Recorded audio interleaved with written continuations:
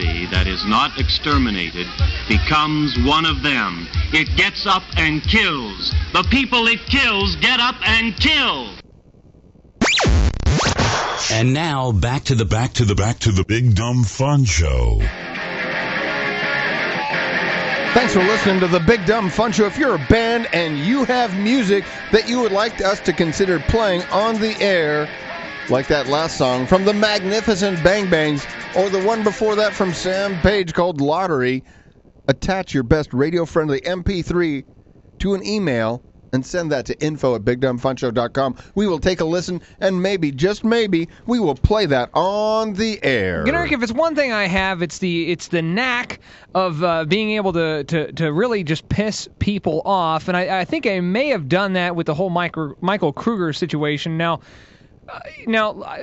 I guess we should preface this with the fact that he was missing, he was found safe, and they apparently did release some sort of an explanation of why he was gone, and we hadn't seen that until just now. And somebody sent that over to me. It was an explanation from his dad. I mean, we're just asking. It may not be Michael specifically, but we're just saying as a general rule, missing person goes lost, reported, publicized, people want to know, people out looking. Is an explanation of where they were at required? Like, is it required for the folks that just couldn't sleep up, worried? If you're going to file the missing persons, do you then have an obligation to explain exactly what happened? Let's see if we can get our buddy who knows a little bit more about this, JD. We're here in the chat room. I think JD's on the line there. JD, you there? JD. I'm here. Hey, what's going on, buddy? Thanks for chiming in. We're going to read our other buddy, Bill. Bill Wald. Yeah, well, buddy. Local promoter, good friend. Got us a Ghost in the Machine on the air and a couple other bands we've spoken with over the past year. Maybe you're a good friend. Right. Well, I'm just saying, they didn't need to say crap. Yeah. They never asked for anything but people to chime in if they knew anything. The searches were instigated by his friends. His family has no hand in that organization. So he's just saying the guy went up missing. Of these searches, sure. No, they didn't have anything to do. They didn't go, hey, everybody, get out there, and everybody meet at Aftershock. But they filed the report. That they did do. Yes, they did do that. Now, JD, you were the one that kind of brought to light here personally. I wasn't on his dad's page, or I never got the update. So I guess it's nice that his dad finally did come out and explain things, I guess, kind of. Just basically there was some turmoil in the family. And we don't have to get into any of that. But, can you read what his dad posted? Well, we could, but that's not the issue, though, Gnark. The issue is, do you think that there was an obligation that the family had to do this? No. JD? Yeah, my answer is no as well. They didn't have to do anything. It was nice of them to do so, but they didn't have to.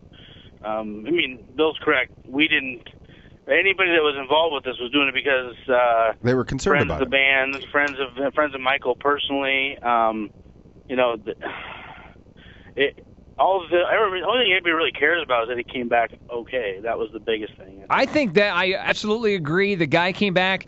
I don't know. Did he miss the gig? He was supposed to perform it. On Saturday the 22nd here, it shows the band Solace on the bill at in Kansas City, Missouri at the Uptown Theater for what I believe was Jim Kilroy's event called Winterfest. Oh, man. I think it would have been great if he would have just showed up.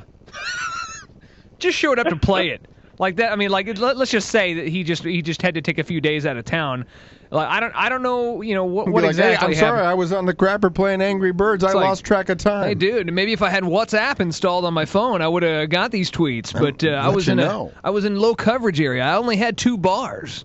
I was hoping that he had, got on the bus with them Red guys and ran off and had a good time with a national band when he played with those guys the Friday before. Yeah, I was going to say because it was in bad cell area or lost his charger or something. Who knows? When I was really hoping for that, and I thought the worst when it comes 6 days down the road and didn't hear anything positive or negative about what's going on. I really thought that it was actually feeling the worst, and I was just totally relieved. At the end of the day, I can understand why it's like a kid who runs away. You're some people's parents they want to get mad at the kid for making them scared that he was gone.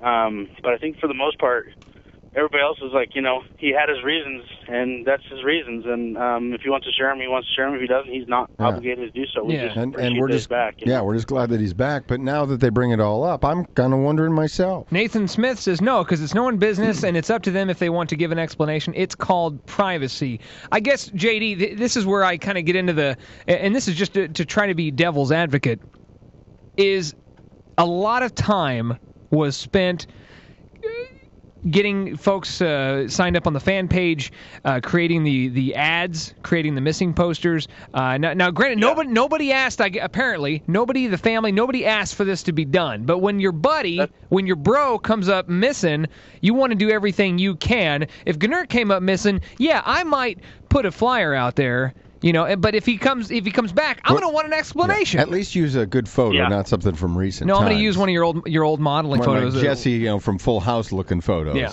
And that way no one will ever find me. But so now let's just talk about, Socks and Sandals over the Aftershock. Corey, he was going to organize like a search party with flashlights and pitchforks, and I don't know exactly how that was supposed to go down, but he did do that. They did that on Friday. They had they went all around town. Evelyn Awake, lead singer Tyler Lyons spent most of the day driving around Lee Summit. Mike Mass from I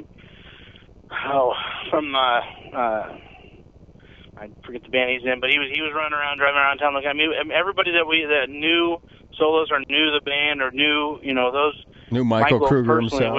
They were trying really hard to find him because it's kind of yucky weather out when he went missing. He could have been in a pond somewhere. He could have been anywhere. And so there's a pretty big concern people had.